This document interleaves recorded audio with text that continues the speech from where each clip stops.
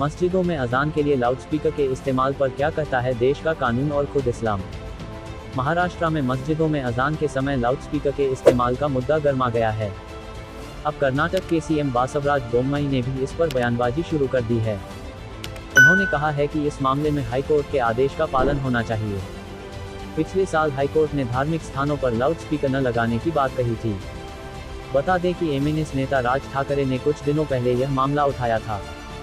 उन्होंने एक रैली के दौरान अपने भाषण में मस्जिदों से लाउडस्पीकर हटाने की मांग की थी। ऐसा नहीं होने पर मंदिरों से लाउडस्पीकर पर हनुमान चालीसा करने की भी धमकी दी थी। कर्नाटक में भी हिजाब और हलाल मीट के बवालों के बाद अब अजान का मुद्दा गर्मा गया है। मुख्यमंत्री बासवराज बोम्मई ने इस मामले पर बयान दिया है। उन्होंने कहा है कि इस मामले में हाईकोर्ट के आदेश का पालन होना चाहिए। इससे पहले कर्नाटक के मंत्री के.एस. ईश्वरप्पा ने कहा था, राज्य में मस्जिदों के ऊपर लाउडस्पीकर लगाकर अजान करने संबंध में एक हल निकालने की जरूरत है। उन्होंने कहा, यह हाई कोर्ट का आदेश है और सब कुछ बात करके या लोगों को समझाकर करना ही जरूरी नहीं है। कर्नाटक के मुख्यमंत्री ने इस मामले में कहा कि नियम केवल अजान के लिए नहीं है, बल्कि जहां भी लाउडस्पीकर लगाए जाते हैं उनको संज्ञान में लेकर कार्रवाई होनी चाहिए।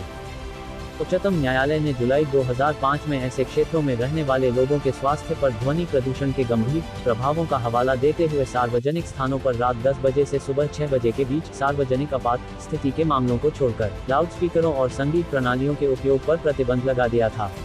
गुजरात, झारखंड और कुछ अन्य राज्यों के उच्च न्यायालयों में हाल ही में मस्जिदों में लाउडस्पीकर के उपयोग पर प्रतिबंध लगाने के लिए विभिन्न जनहित याचिकाएं दायर की गई हैं। अदालतों ने अतीत में विभिन्न निर्णयों के साथ इस मुद्दे को निपटाया है। 28 अक्टूबर 2005 को सुप्रीम कोर्ट ने फैसला सुनाया था कि साल में 15 दिनों के लिए उत्सव के अवसरों पर मध्यरात्रि तक लाउडस्पीकर का उपयोग करने की अनुमति दी जा सकती है।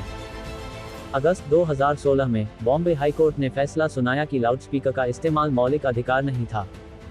26 जून 2018 को उत्तराखंड उच्च न्यायालय ने लाउडस्पीकर के लिए 5 डेसिबल की सीमा निर्धारित की थी।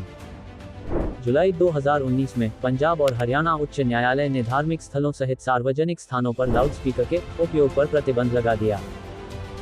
15 मई 2020 को इलाहाबाद उच्च न्यायालय ने माना कि अजान को मस्जिदों की मीनारों से मानव आवाज द्वारा केवल किसी भी प्रवर्धक उपकरण या लाउडस्पीकर का उपयोग किए बिना अजान पढ़ा जा सकता है।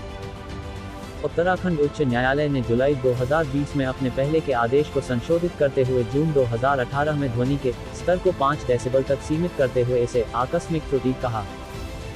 11 जनवरी 2021 को कर्नाटक उच्च न्यायालय ने राज्य सरकार को राज्य में धार्मिक स्थलों पर अवैध लाउडस्पीकरों के खिलाफ कार्रवाई करने का निर्देश दिया।